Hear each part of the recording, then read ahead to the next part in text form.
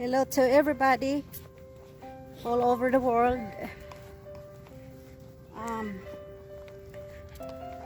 Happy New Year to you guys, to everybody. Walk and talk. So our topic today is about valley fever. And valley fever is a fungal disease that attacks lungs. Okay, so here I'm walking with somebody that have personal hand experience with this disease. So let's ask some questions. So hello. Hello. So we're here today. Can you please share your experience with our listeners about the valley fever? Sure. Well, let's see. I woke up one morning several months ago and I had a sharp pain on my left side. And I couldn't tell exactly where the pain was coming from. It felt like it was coming from just under my rib cage, and I wouldn't have thought it to be my lung, but it turned out it was. So every time I take a deep breath, there was horrible sharp pain in my left lung. After a couple of days of that coming and going, I went to the emergency room and they ran all of the typical tests that they would do if you go in there complaining about the same symptoms that I had. And when the doctor came back, he said my labs looked pretty good, but I had pneumonia in my left lung. And I said, well, I've just been staying home. I don't know. How could I have gotten pneumonia? He said, well, it's bacterial pneumonia. It could have been picked up, three different ways.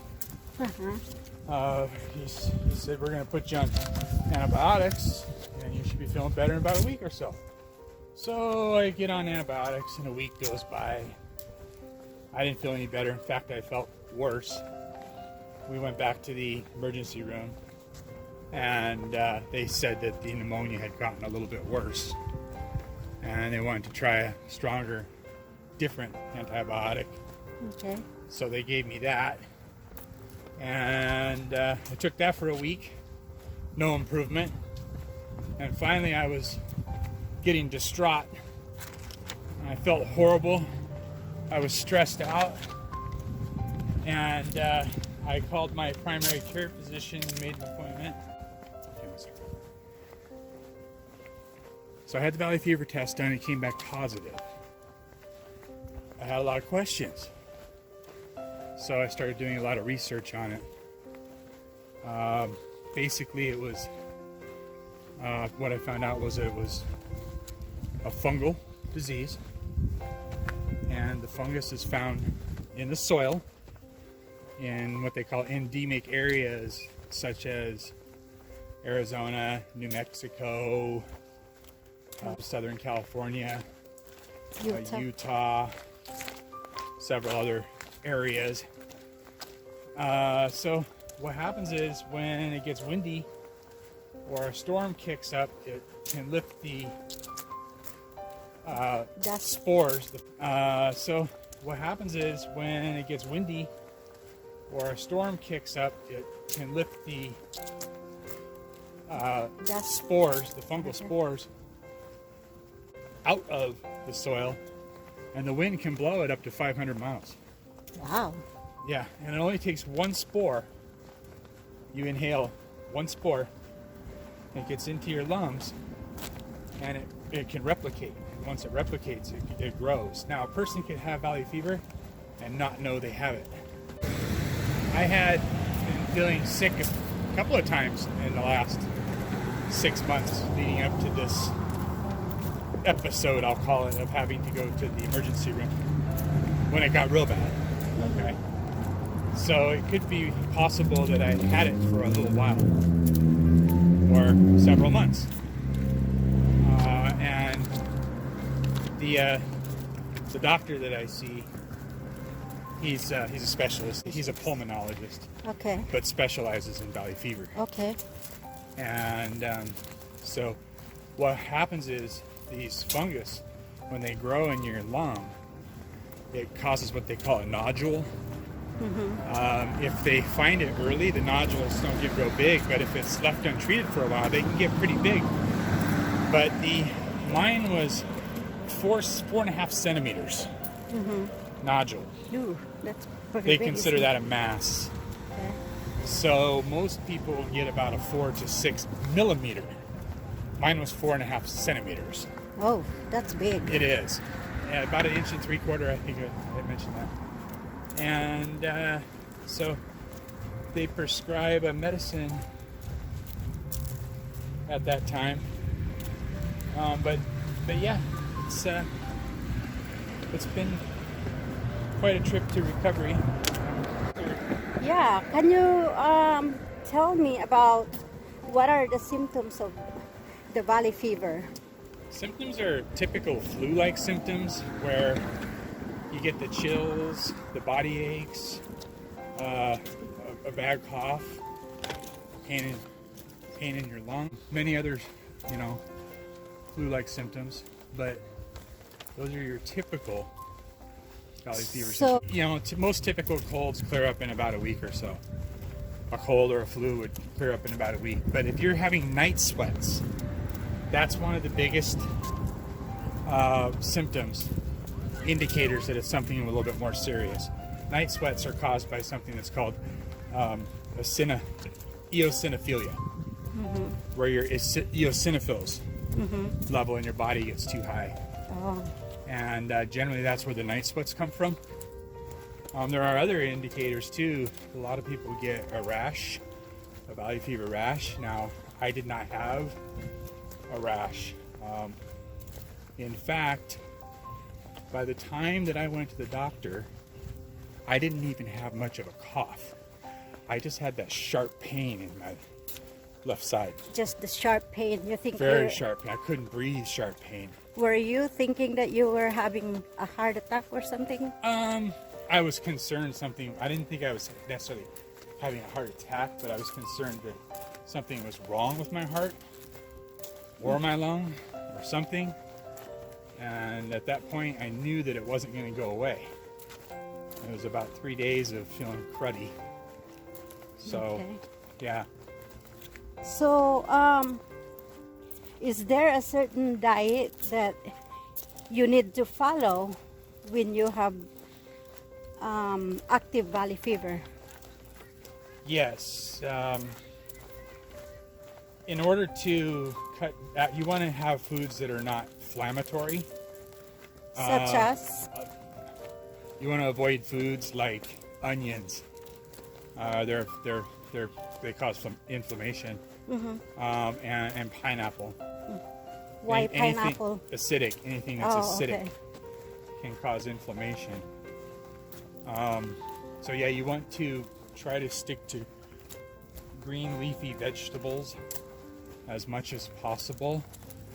You do not want to have any sugar of any kind. Sugar will actually feed the fungus and cause the fungus to grow and multiply. And when it grows and multiplies, you're risking it spreading outside the lung. Oh, then what would happen? Well, they call that dissemination. And when valley fever disseminates, it can get into your organs, Oh, it can get into your bone, or even into your brain. Now, when it gets into your brain, that's the most dangerous form of dissemination. It can cause meningitis, which can be lethal. Most people that die of valley fever die of that complication of the meningitis. oh, Yeah, so you want to try to keep it in your lung, not let it get out. Other things it can cause, it can cause bone pain when it gets out of your lungs, and if it gets into your bones, It can destroy your organs if it gets into like your liver or kidney, for instance. So one of the things the doctor does, keeps a close monitor on your blood, basically Blood your test. labs, your labs, and your liver especially. Mm-hmm. Keeps a close watch on your liver and kidneys. Because of the Seriously. medication. And also direct indicators that there may be something more serious evolving from the valley fever, like dissemination, for instance. Oh, Yeah, so that's really serious disease, huh? very serious. You know, there's about 10,000 people per year that get diagnosed with it. Once you have it for life. Oh, There is no cure. There's no vaccine. There is no cure. If you get valley fever,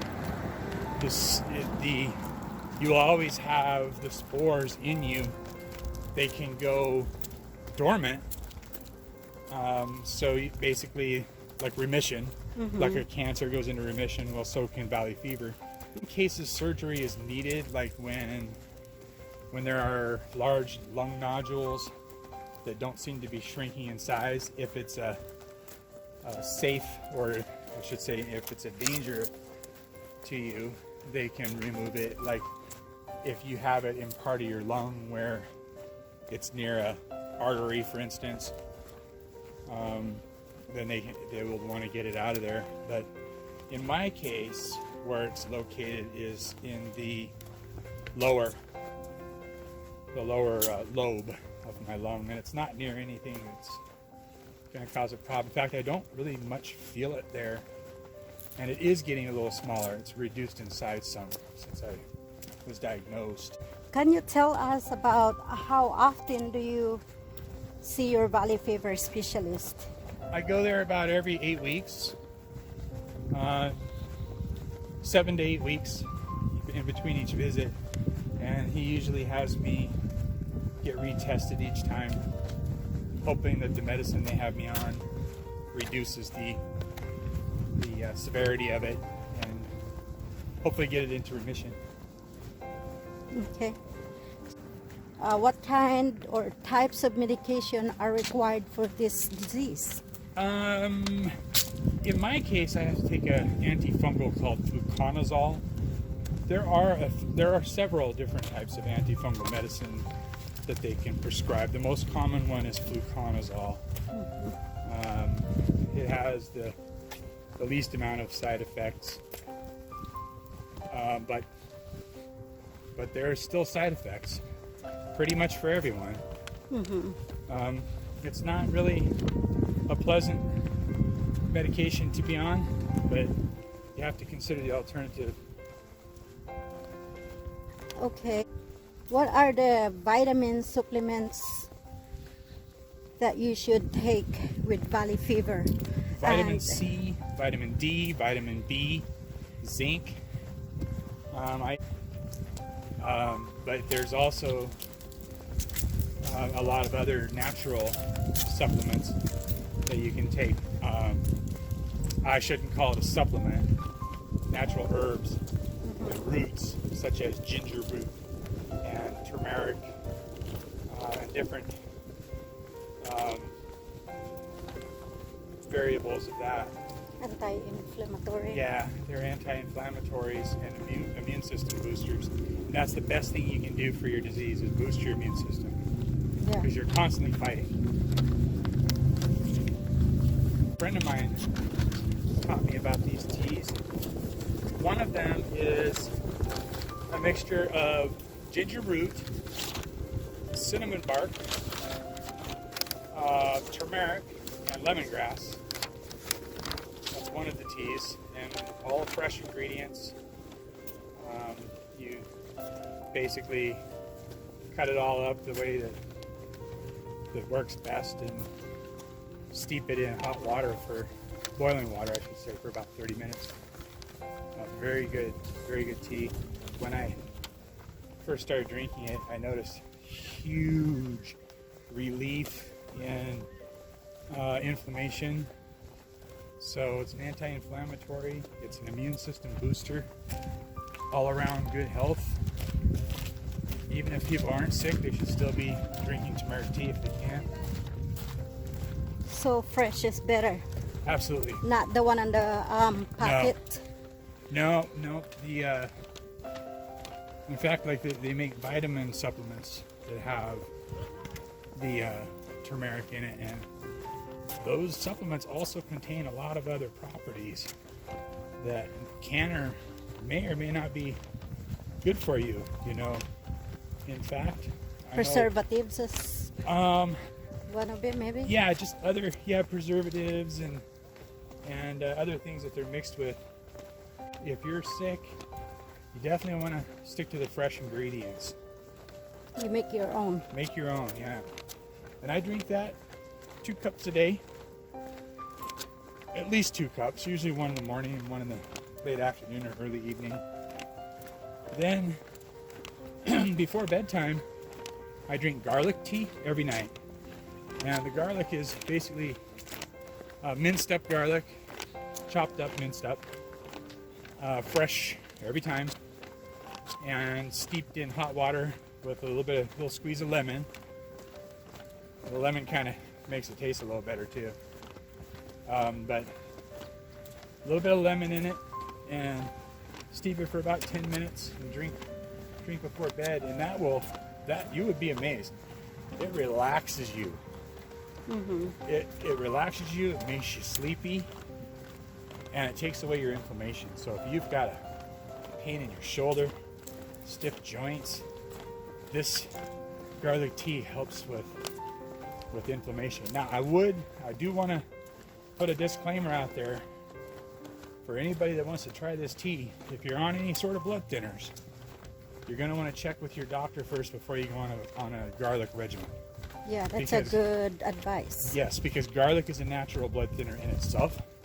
So if you're already taking a supplemental blood thinner, you're going to want to check with your physician. before you start drinking the garlic tea. I'm fortunate enough to be inflicted with this horrible disease. The best thing that you can do is don't let it get you down. Yeah. Don't panic. Don't worry. It's a very serious disease, yes, but worrying is only going to make it worse. Your own best advocate when you're seeking medical help. You have to advocate for yourself. You have to make sure that you're conveying how you feel.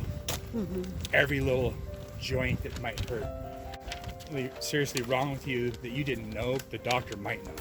Yeah. So it's very important That you. that you tell the doctor everything that you're feeling. Yeah. So Okay, one more thing that I want to ask you. What about if people smoke cigarettes? Oh man. Or drink Well, alcoholic beverages? smoking is an absolute no-no, especially with high fever. It's bad for you anyway. It's horrible for you. But if you have a lung condition, all it's going to do is just prevent you from feeling better. Yeah. You're just not going to feel good.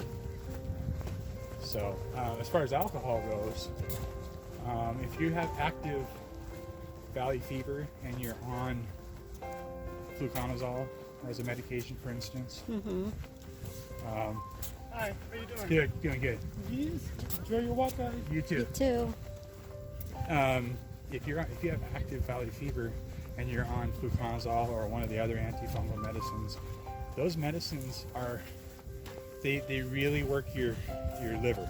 Mm-hmm. They work your liver over. Your liver has to work a little extra hard to process those medications.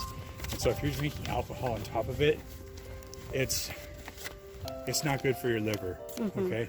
Now, my doctor has told me 1 or 2 beers a week isn't gonna, it would be all right, but I'm not doing that. Okay. I'm not saying you shouldn't, but I'm not saying you should either. Yeah. If you're not on the medicine, a couple of beers a week or in moderation is fine if that's what you want. But again, alcohol does diminish your immune system a little bit if used excessively. So, And plus your medication, yeah, just like what you said, if you're taking a medication and alcohol doesn't go together, right? not this medication, that's for sure, because of the liver issue. Yeah. So there. I'm choosing to be as healthy as I can. And look, there is light at the end of the tunnel. There is light. You just have to stay positive and try to live as healthy as you can. There you have it, my friends. I hope that you guys learn something about the valley fever. So you can always go online and do your own research about it, because it's better to know something than you don't know anything. So well, thank you for the information that you gave in us. Thank you for listening to me today. Okay, thank you, I guys. wish everyone the best. Yeah, Happy New Year again. Happy New Year. Bye-bye.